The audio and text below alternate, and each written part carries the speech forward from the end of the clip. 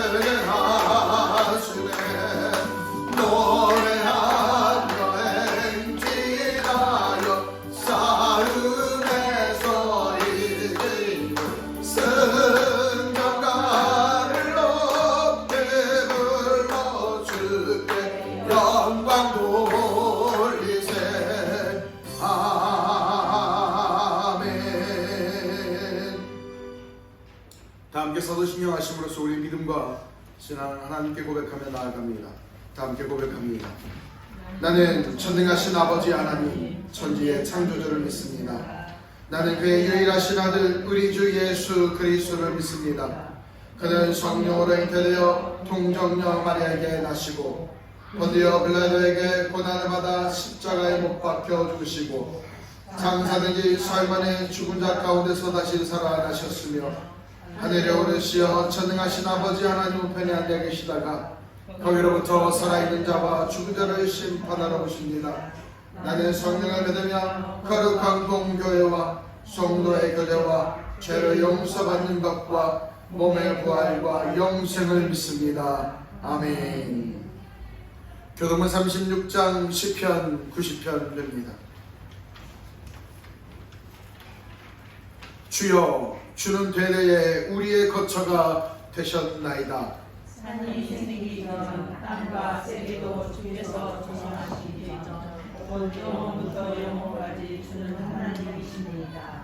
주께서 사람을 뒷글로 돌아가게 하시고 말씀하시기를 너희 인생들은 돌아가라 하셨사오니 주의 목전에는 천년이 지나간 어제 같으며 밤의 한순간 같을 뿐입니다. 주께서 그들을 홍수처럼 쓸어가시나이다.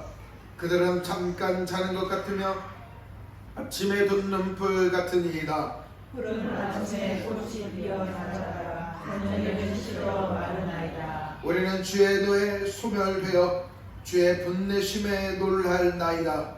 주께서 우리의 죄악을 주의 앞에 놓으시며 우리의 은밀한 죄를 주의 얼굴 빛 가운데 두셨사오니 우리의 모든 날이 주의 분노 중에 지나가며 우리의 평생이 순식간에 다하였나이다.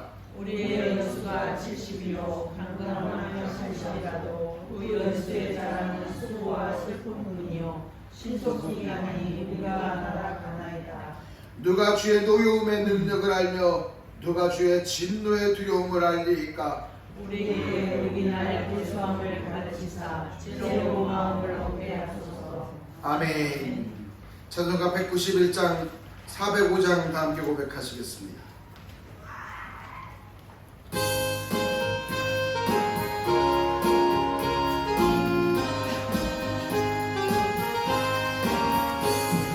주야 친절한 발에 안기세 우리 마음이 평안하리니 항상 기쁘고 복이 되겠네 영원하신 발에 안기세 주의 발에 이끄신 발에 안기세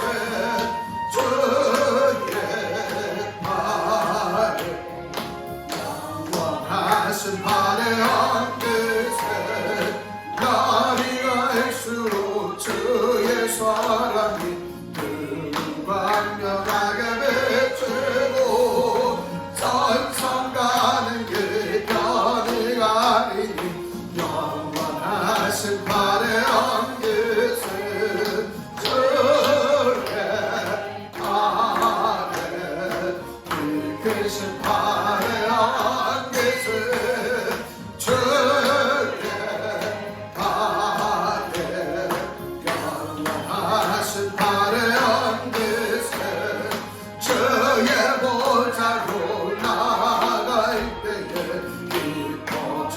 소리 외치고 엇받으려 흠 없어지리니 영원하신 발에 안기세 주의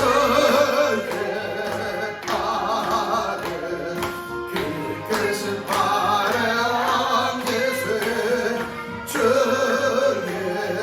발에 영원하신 발에 주의 보좌로 나갈 때에 주의 보좌로 나갈 때에 기뻐 찬미 소리 외치고 겉받으려 흠 없어지리니 영원하신 발에 안기세 주의 발에 이끄신 발에 안기세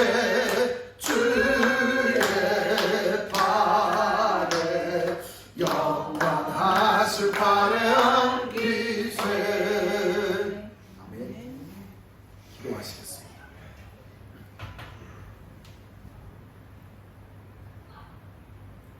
사랑과 은혜가 풍성하신 주님,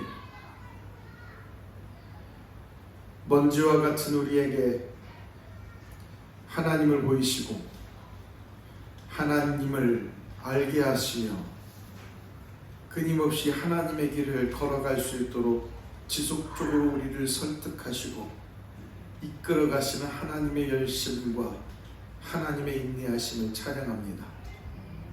결코 하나님을 알 수도 이해할 수도 없는 우리나 끝까지 우리를 붙드시어 주님을 알고 믿어갈 수 있도록 그 힘겨운 과정들을 싸워가시는 하나님, 참으로도 감사합니다.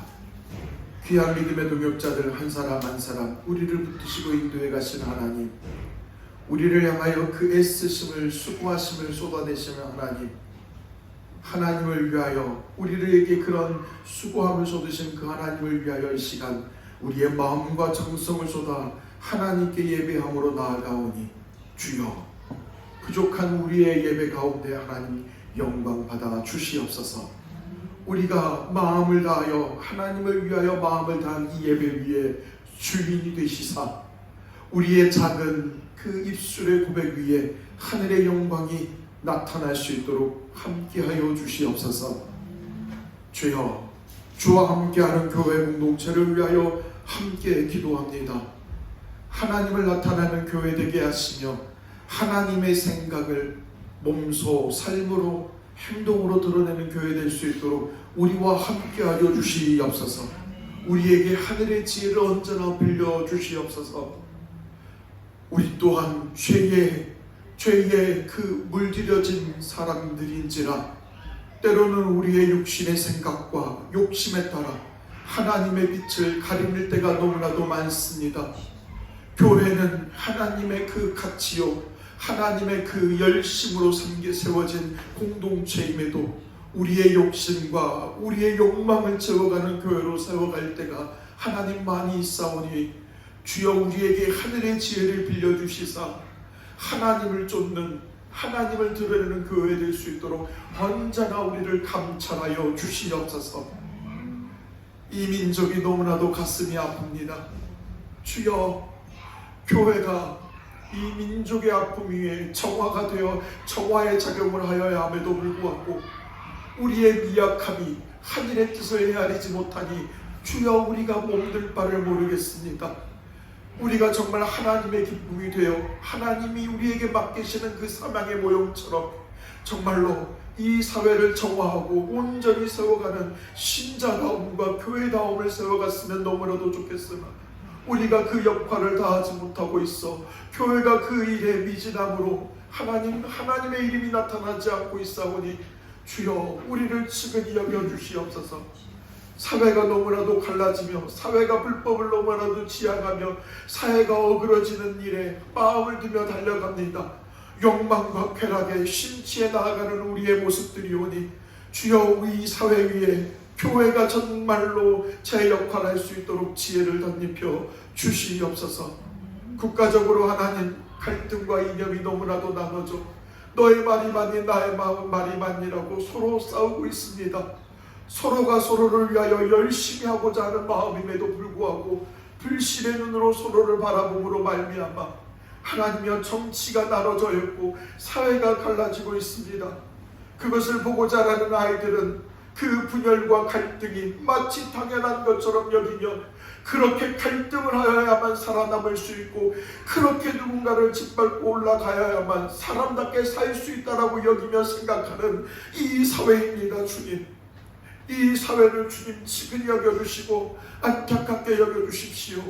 이 사회를 아무렇지 않게 여겨가는 이 신자들과 이 교회 위에 하나님 긍휼의 마음을 허락하여 주십시오.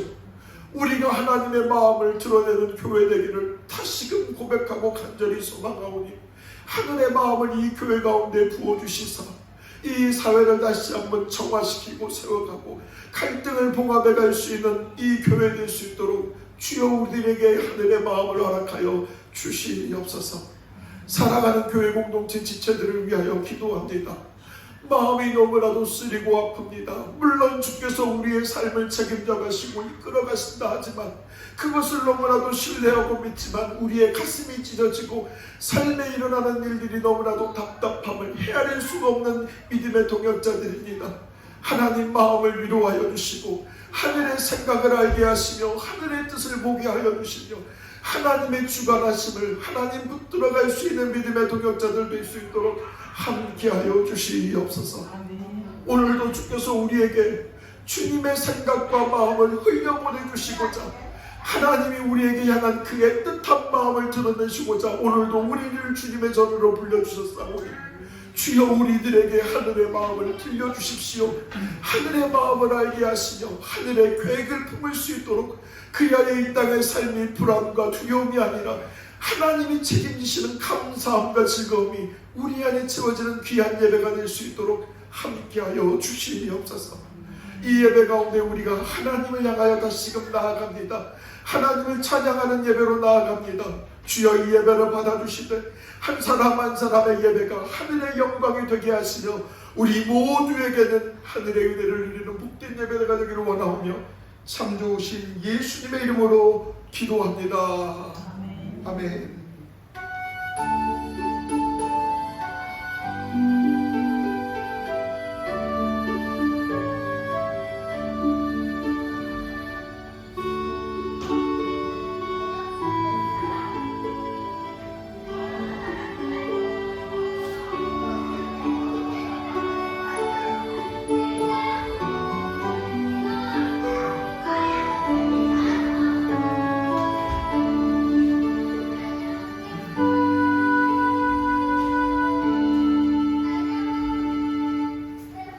하나님께서 오늘 주신 말씀 살펴봅니다. 사도행전 9장입니다.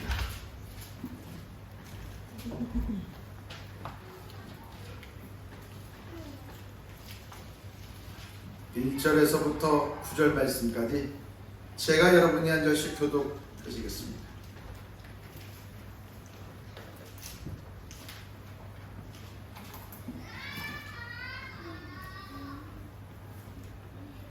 신약성경 202페이지 되겠습니다. 사울이 주의 제자들에게 대하여 여전히 위협과 살기가 등등하여 제사장에게 해서 이는 만일 그 조를 따르는 사람을 만나면 남녀를 막론하고 그와 예루살렘으로 가까우려 하니라. 사울이 길을 가다가 다메섹으로 가까이 이르러더니 후련히 하늘로부터 빛이 그를 둘러 비추는지라. 땅에 엎드려져 무릎에 소리가 있어 이르시되 사울아 사울아 너가 어찌하여 나를 함께 하느냐.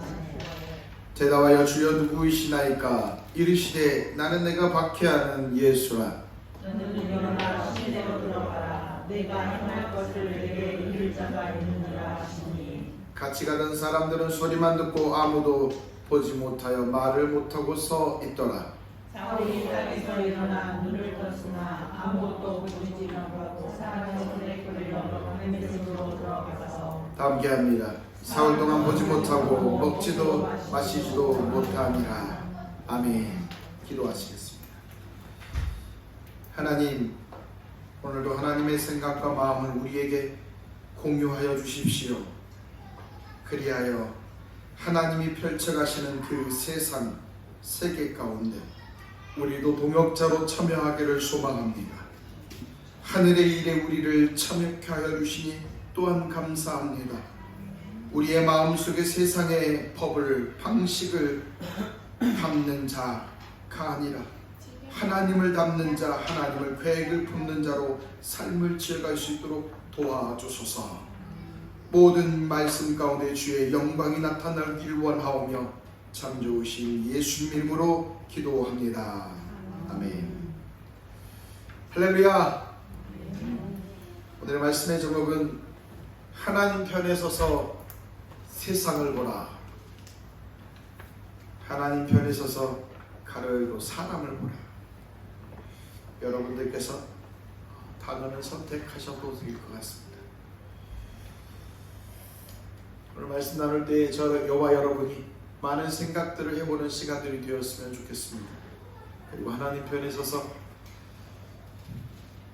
나는 어떻게 하여야 하는가, 내 행동을 결정하여 주셨으면 좋겠습니다. 제 키가 많이 낮아졌죠? 네, 많이 작아졌습니다. 아마 잘 안 보이실 것 같아서.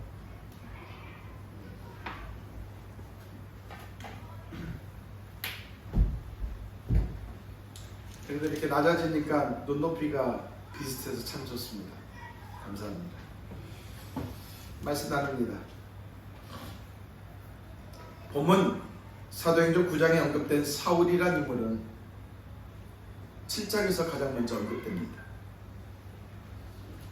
사도행전 2장에서 이 7장의 내용을 이 사울이라는 인물을 살펴보기 위해서 사도행전에서 언급된 그 흐름을 먼저 살펴볼 필요가 있죠. 사도행전 2장에서는 하늘로 승천하신 예수님을 비롯하여 수많은 사람들이 예수님을 따라 마가의 다락방에 모였습니다. 성령이 임하실 날을 고대하면서 말이죠. 그리고 그곳에 성령이 임하시게 되자 성령의 역사가 일어나게 되었고, 성령의 이끄심에 순종한 이들이 폭력과 비난에도 불구하고 복음을 전파하는 일에 힘썼다라는 것이죠.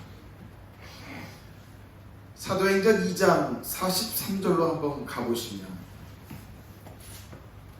43절과 47절에 보시면 성령의 역사가 어떻게 나타나느냐가 엿보여집니다. 사람들은 성령의 역사는 어떤 이적과 표적, 신비한 역사가 일어나는 것은 물론인데 그것이 그 현상에서만 멈추는 것이 아니라 신자들에게 직접적인 모양으로 나타나더라. 그것이 무엇이냐? 하나님을 알고자 하는 마음들이 일어났을 뿐만 아니라 신자들이 날마다 보이기를 힘쓰고 자기가 소중하게 여기는 물건들을 자기 거로 여기지 않고 성도들 간에 교회 공동체 안에 나누는 일들이 나타나더라 라는 변화된 일을 고백하죠. 사도행전 6장으로 가보시면 그러한 성령의 역사와 능력의 결과들이 7절에서는 하나님이 그들 가운데 하나님의 말씀이 왕성하여 예루살렘에 있는 그 신자들의 수가 점점점 늘어나더라 라는 말을 하고 있더라. 그냥 조금씩 늘어나는 것이 아니라 기하급수적으로 감당하기 어려울 정도로 늘어나더라 라는 것을 말하고 있다는 것이죠. 당시 우리는 여기서 하나 생각해 보아야 하는 것은 당시 그런 복음에 확장되어지는 상황들은 복음을 받아들여도 괜찮은 그냥 자연스러운 아무렇지 않은 상황이 아니었다. 즉 무척 예수를 믿는 일이 무척 두려운 일이었다라는 것은 사도행전 6장 뒤편에서 등장합니다. 6장 8절에서 7장 60절까지 등장하는 인물은 스데반 집사라는 인물이죠. 스데반 집사가 유대인을 비롯하여 여러 사람들에게 설교하는 장면이 6장 8절에서 7장 60절까지 내용입니다. 그가 선포하였던 내용의 흐름을 보면 유대인들이라면 누구나 다 알 법한 구약의 시대의 선조들의 얘기를 쭉 살펴보게 합니다.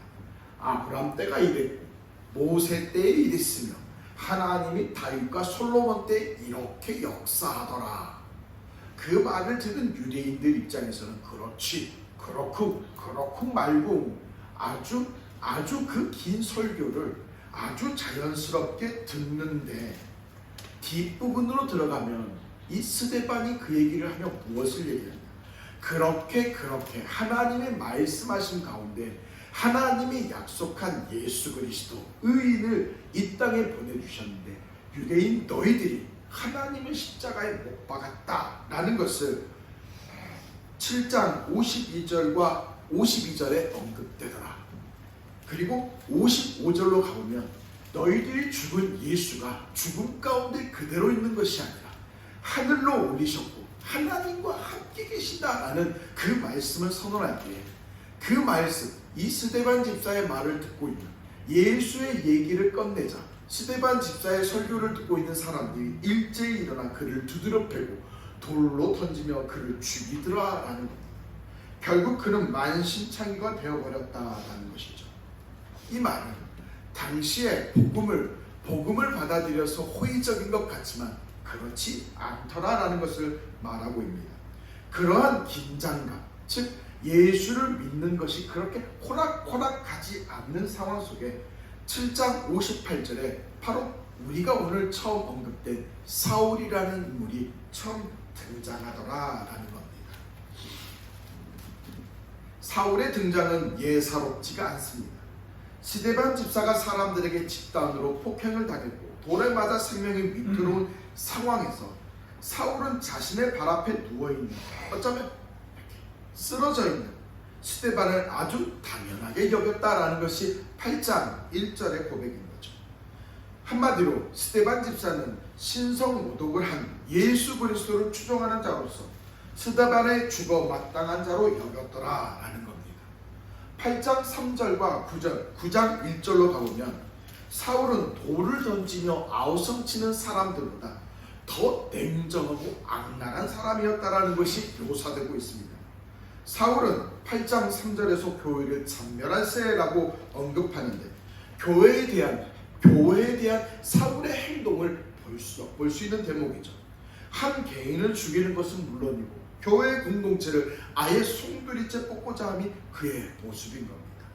9장 1절로 가보면 그는 예수 그리스도를 쫓는 무리들은 물론이고 제자들까지 모조리 모아서 죽이고자 하는 살기가 등등했다라고 9장 1절에서 표현하는 것을 보면 그는 정말 예수 믿는 자들만큼은 정말 싫어했고 치를 떨었다라는 것을 엿볼 수 있는 대목입니다.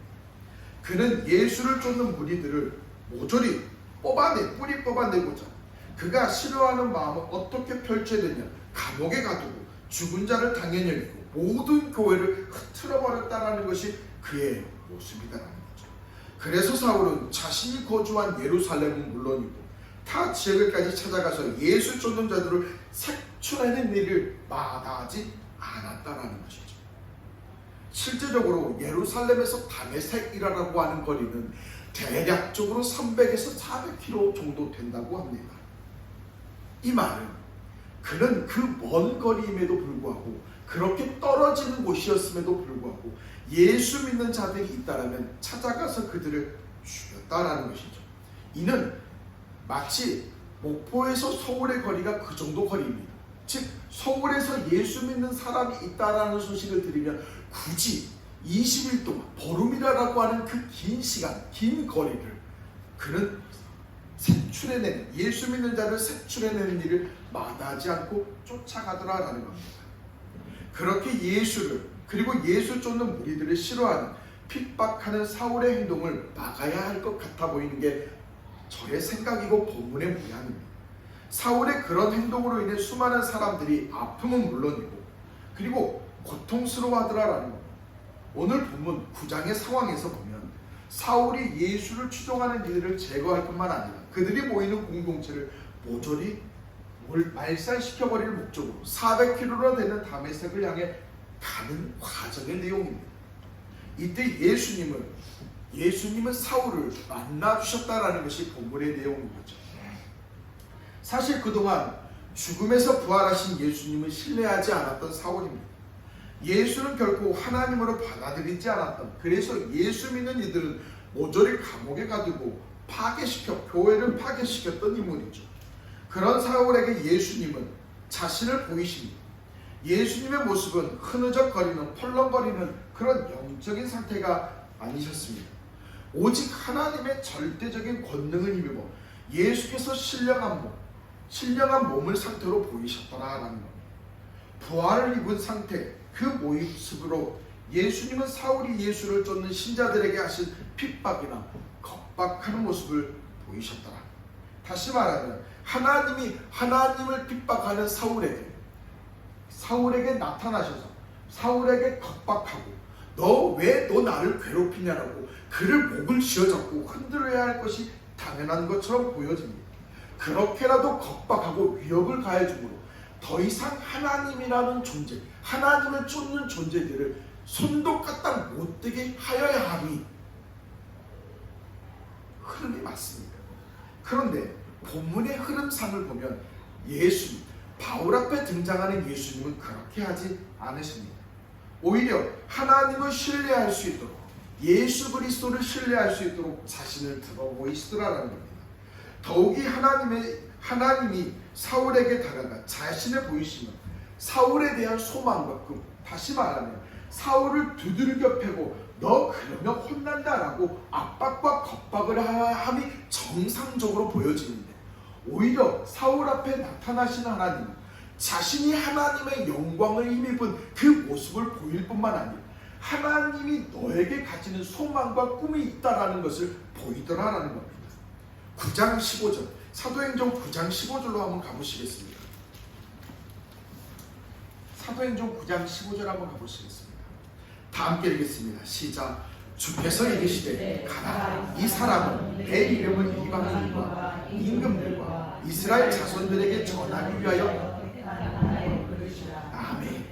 이 본문에서 하나님이 사울을 부르신 궁극적인 목적을 아나니아라고 하는 사람에게 말씀하고 설명하고 있는 내용입니다.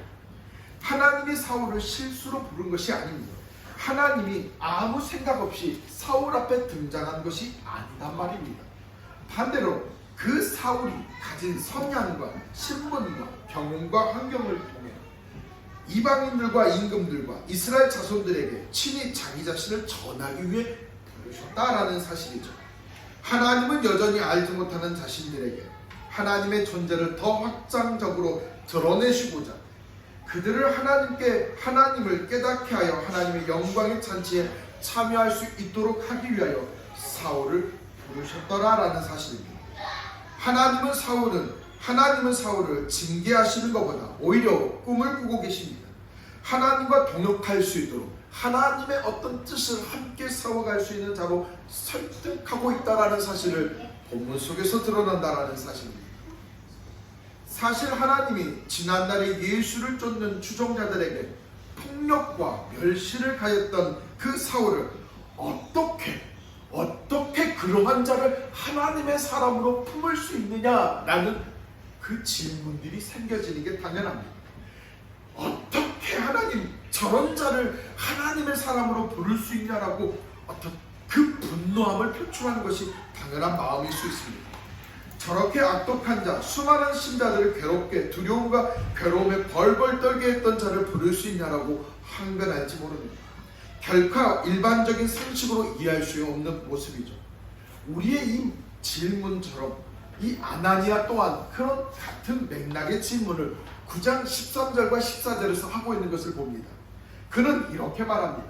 하나님, 이 사람에 대하여 내가 여러 사람들에게 들었사온즉 그가 예루살렘에서 주의 성도들에게 적지 않은 해를 끼쳤던 사람입니다 라고 주님께 이야기하고 있는 것을 봅니다.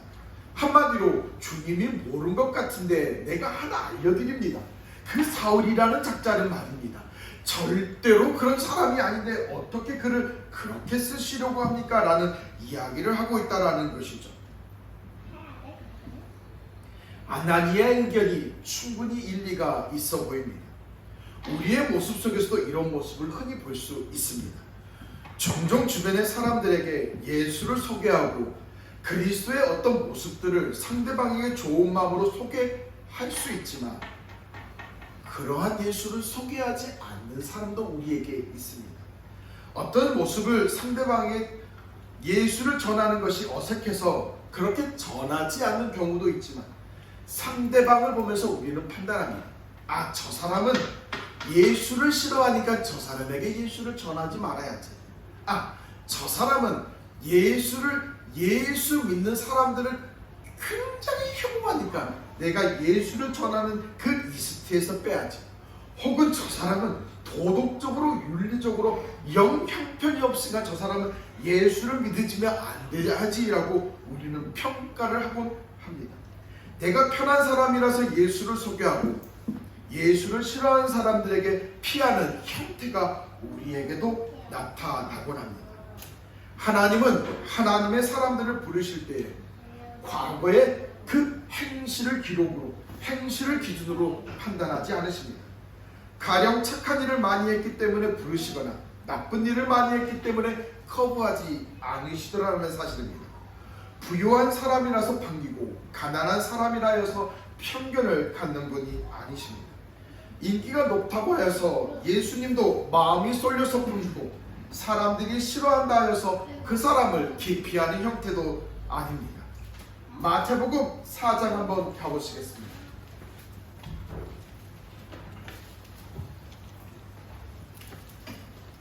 마태복음 4장 18절과 19절의 내용 한번 가보시겠습니다.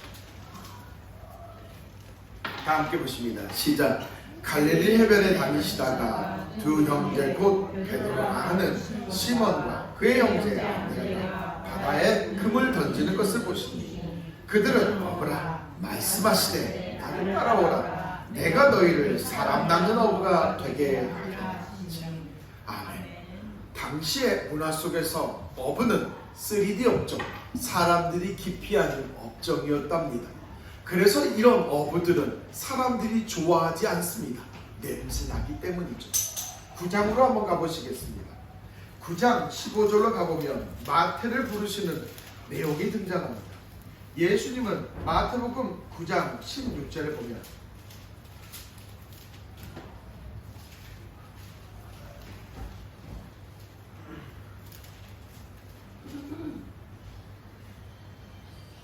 제가 본문을 잘못 기록합니다.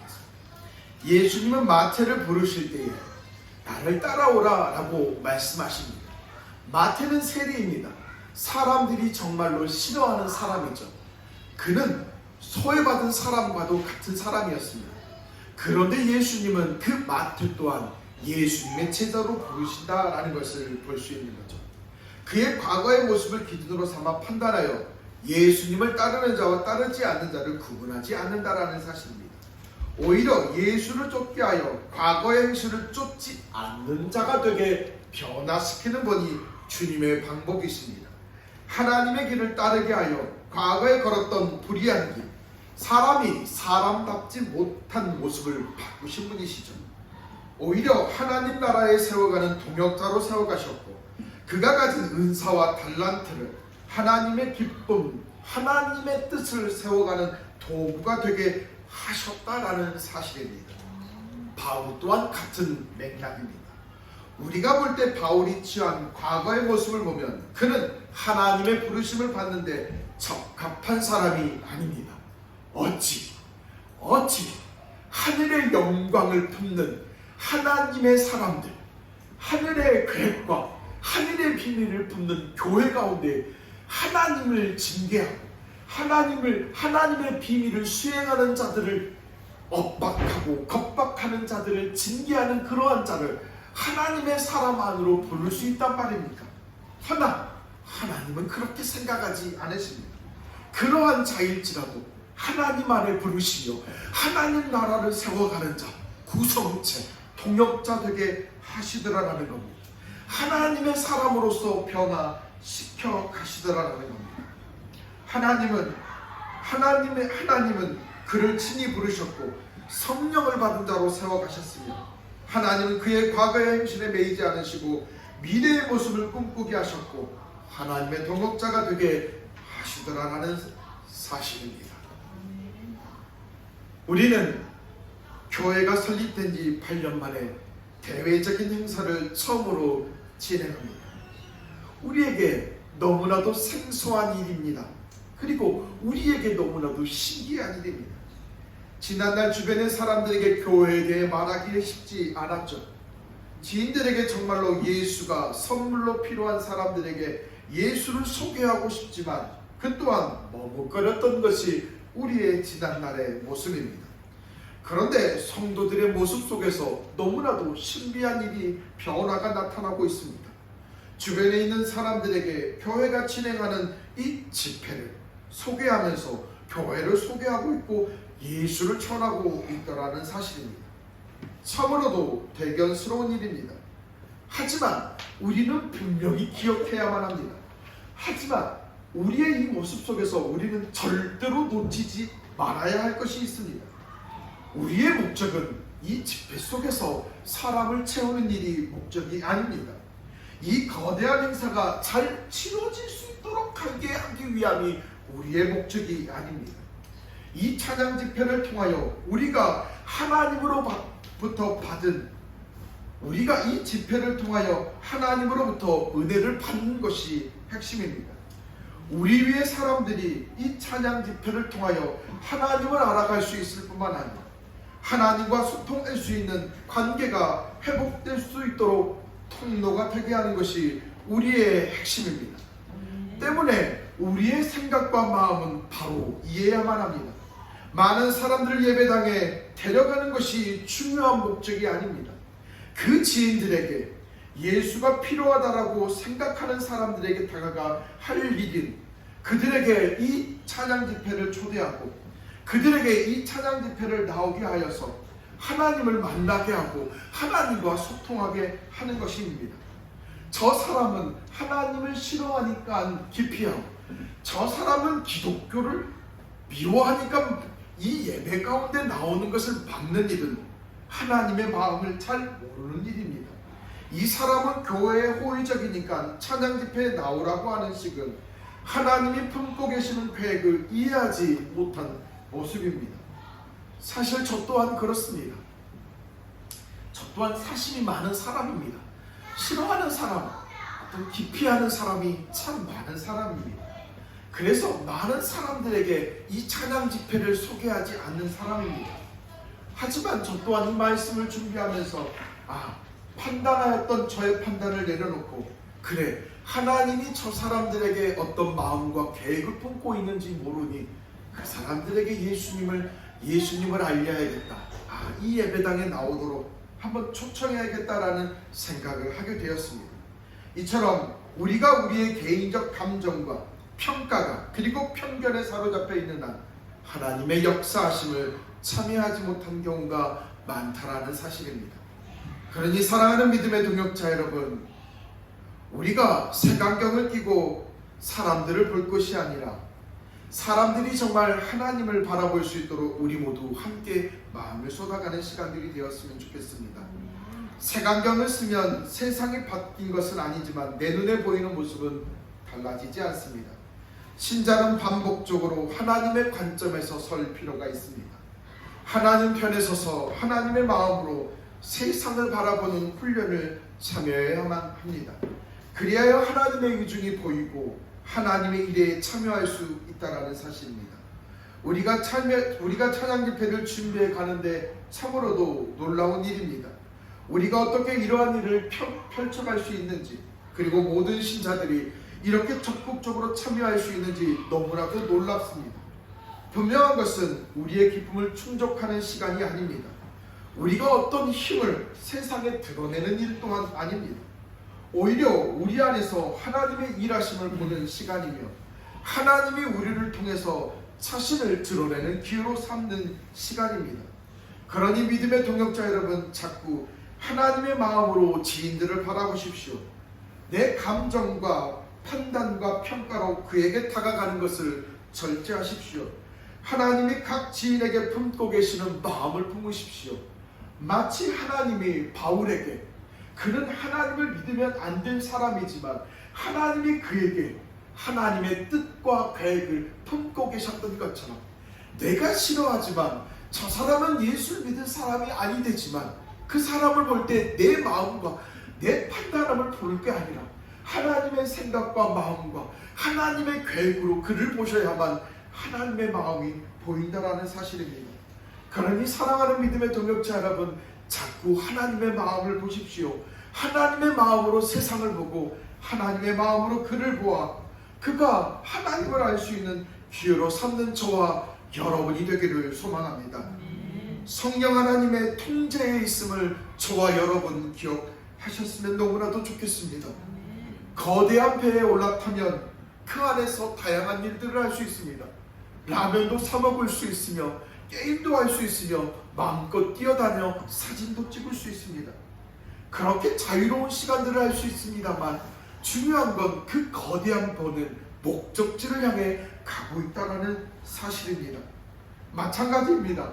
지금의 우리는 우리의 계획과 생각의 틀을 넘어 이해할 수 없는 일이 지속적으로 일어나고 있습니다. 하나님은 우리를 여전히 이끌어 가고 있는 모양입니다. 중요한 것은 우리가 하나님의 일에 참여하고 있다는 사실이죠. 성도들이 주변의 사람들에게 예수를 전하게 되고 돕는 일이 일어나며 신자들 간에 엄청난 변화들이 일어나고 있다는 사실입니다. 중요한 건 우리 안에 이 변화들 속에서 우리가 기억해야 되는 것은 하나님이 지금 펼쳐가고 있는 우리의 모습입니다. 우리의 연약함을 부끄럽게 보지 않으시는 하나님이 오히려 우리를 통하여 만들어가고 있는 모양이 있다는 사실입니다. 때문에 우리 안에 있는 이 변화와 우리 안에 있는 이 나타나는 모양들 속에서 우리가 이런 일을 한다라는 거에 멈출 것이 아니라 하나님이 우리를 이끌어가 어떤 모양과 열매를 맺으시는지 내 눈으로 확인하셔야 된다는 사실입니다. 어떤 혹자는 대수롭지 않다, 우리가 이 찬양 집회를 하는 일이 대수롭지 않다라고 여기는 사람들이 있습니다. 우리를 깎아내리고 있습니다. 우리는 너희들보다 더 큰 사람, 더 유명한 사람들을 데려서 했다라고 말할지 모릅니다. 허나 전혀 신경 쓰지 마십시오. 어떠한 크기에 따르는 세상의 관점보다는 우리는 우리의 모습이 하찮고 별것 아닌 것 같아 보이지만 우리는 우리 안에서 지금 하나님이 일해가고 있는 모습을 보고 있다는 사실입니다. 비록 결과적으로 모양적으로는 작을지라도 지금 변화되는 모양, 일하고 신 모양은 하나님이 우리 안에서 일하고 있다는 모양이죠. 그러니 사랑하는 믿음의 동역자 여러분, 이런 행사와 이런 일들이 일어나는 거에 마음을 뺏기기보다는 과연 우리 하나님은 우리를 어떤 모양으로 어떤 열매로 이끌어 가시는지 꼭 찾으시고 그 안에서 하나님을 발견하는 저와 여러분이 되기를 소망합니다. 말씀 맺겠습니다. 사랑하는 믿음의 동역자 여러분, 우리는 하나님의 사람들입니다. 하나님이 우리를 통하여서 일해가고 우리는 하나님의 꿈을 꾸고 나아가는 사람입니다. 그런 우리가 우리의 눈으로 보고 판단할 때가 많습니다. 저 사람은 안 된다, 저 사람은 이래서 안 되고 저 사람은 이래서 되고, 그렇게 판단하다 보면 자꾸 하나님의 마음을 흘려보내게 됩니다. 그렇지 마십시오. 하나님의 마음으로 사람들을 보고 하나님의 마음으로 사람들을 평가하셔야만 하나님의 계획이 보고 하나님의 계획이 보여지더라라는 겁니다. 그러니 믿음의 동역자들 사람들에게, 주변에 있는 사람들에게, 예수를 전하는 사람들에게 평가보다는 하나님의 마음으로 전하고 고백함으로 하나님의 사람들이 마음껏 늘어나고 예배당에 나와서 함께 찬양 받고 은혜 받을 수 있도록 힘쓰는, 하나님의 일에 함께 협력하는 하나님 사람들 되기를 예수님의 이름으로 축복합니다. 함께 기도합니다.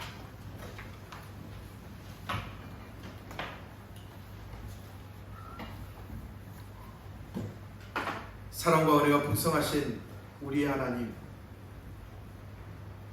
주와 함께하는 교회의 모습들이 심상치가 않습니다. 지난날의 모습과 달리 교회의 마음을 두고 교회 공동체 안에서 위로를 받고 교회 공동체 안에 하나님 내 열심과 마음을 쏟는 이 변화의 모습들이 나타납니다. 신기합니다, 주님. 그러나 주님, 우리는 압니다. 우리 안에 성령의 역사하심과 주관하심의 결과들이 말입니다. 하나님이 우리를 주관하심 가운데 순종하니 교회의 변화와 능력들이 나타나고 있는 모습을 말입니다. 그 일환으로 사랑하는 믿음의 동역자들의 지인과 주변에 있는 사람들에게조차 예수를 전하고 교회 공동체 안에 데려오려 할 때에 우리의 생각과 판단으로 평가할 것이 아니라 끝까지 하나님의 마음과 생각으로 그들에게 소망을 품고 바라볼 수 있도록 은혜 더하여 주시옵소서.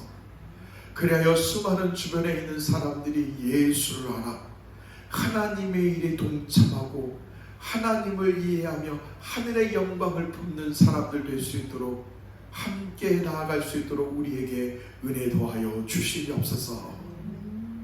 귀한 믿음의 동역자들을 위해 하나님 함께하여 주시어서 그 능력이 나타나고 그 입술의 고백을 선언할 때에 하나님 변화의 일들이 나타날 수 있도록 동행하여 주시옵소서. 참 좋으신 예수님의 이름으로 기도합니다. 아멘.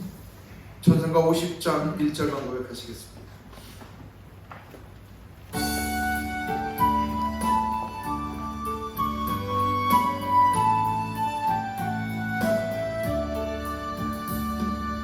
내게 모든 것은 아낌없이 드리네.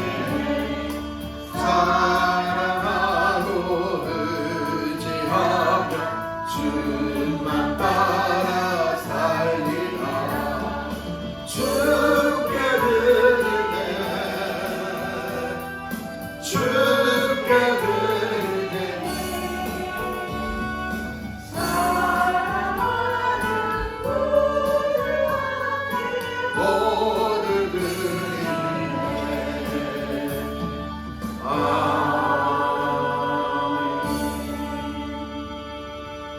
기도하시겠습니다. 사랑의 하나님, 언제나 우리의 삶의 주인 되어 주셔서 감사합니다. 우리가 가야 할 길의 표대가 되어 주셔서 감사합니다. 가는 길 곳곳에서 우리의 등대가 되어 주셔서 또한 감사합니다.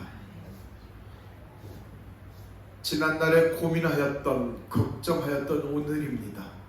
그러나 오늘도 우리는 감사함으로 하나님 앞에 서서 예배하고 또한 감사의 고백으로 이 예물을 고백합니다. 앞으로도 우리의 남은 여생이 하나님의 돌보심과 붙드심과 도우심 아래 변함없이 감사함으로 살아갈 수 있도록 함께하여 주시옵소서. 귀한 믿음의 동역자들 우리의 삶 속에 채우시고 동행하여 주신 그 하나님께 대하여 감사함으로 이 예물을 구별하여 올려드리오니 성경헌금과 건축헌금, 감사헌금과 주저헌금 10의 1조 모든 예물 위에 하늘의 복과 은혜를 더하여 주시옵소서. 그리하여 귀한 믿음의 동역자들 물질로 시험당하지 않도록 동행하여 주소서. 특별히 바라옵기는 각자의 삶의 여정 속에 하나님이 맺어가시는 그 열매를 맺기 위하여서 힘겨운 터널들을 지나가는 동역자들이 있습니다. 이해할 수 없는 그 과정들을 거쳐가는 동역자들이 있습니다.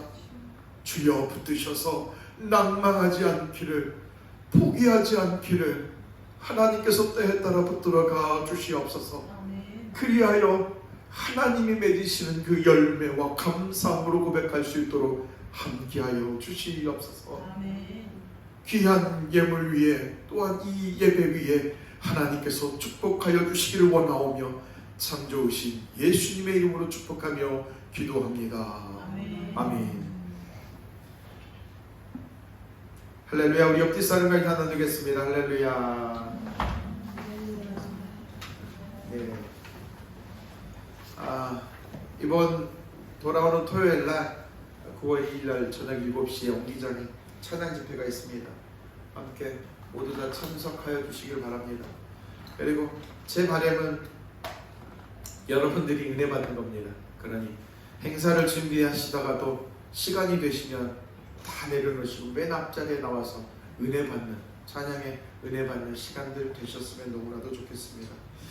오늘 예배 후에 식사는 간단하게 준비하여 주시되 대청소를 하신다라고 합니다.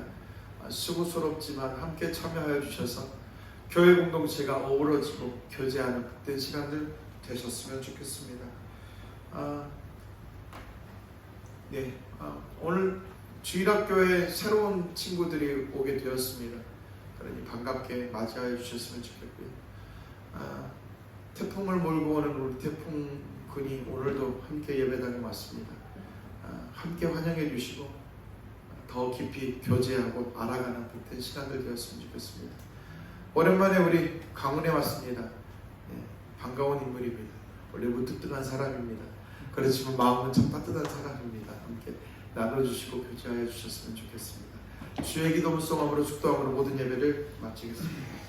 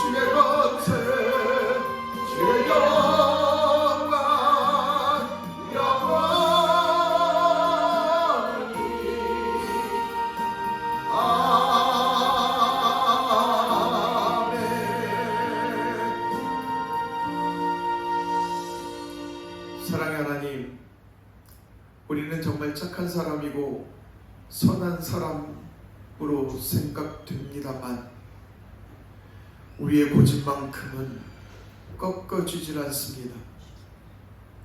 내 마음에 편견의 벽을 두는 사람에게는 쳐다도 보고 싶지 않고, 나의 생각에 반대하는 자에게는 말도 섞고 싶지 않으며, 나에게 칼을 들이대는 사람에게는 망치를 드러내고 더 잔혹한 마음으로, 날카로움으로 겨누고자 한 마음이 우리의 마음입니다. 그러하기에 하나님, 세상에 있는 사람들에게, 나와 다른 생각에 있는 사람들에게 예수를 전하고 예수를 나타내는 건 더더욱 어려운 일입니다. 그런데 주님, 오늘 우리 또한 하나님의 마음을 우리 안에 새김으로, 하나님의 마음을 우리 안에 담음으로, 내가 싫어하고 나와 생각이 맞지 않은 사람들에게 예수를 전하고 예수 그리스도를 만날 수 있는 기회를 제공하고자 하오니, 주여 우리에게 하나님의 마음을 한 사람 한 사람에게 부어 주시옵소서. 그리하여 수많은 사람들에게 예수의 마음을 전하고 예수의 뜻을 드러내는 하늘의 동역자들 될 수 있도록 은혜 덧입혀 주시옵소서. 지금은 세상 끝날까지 우리를 버리지 아니하시고 함께 하시는 성자 예수 그리스도의 은혜와 무한하신 하나님의 사랑하심과 우리를 진리 가운데로 인도하시는 성령의 감화와 감동하심과 교통하심이 이제로부터 영원히 함께 하시기를 간절히 축원하옵나이다. 아멘.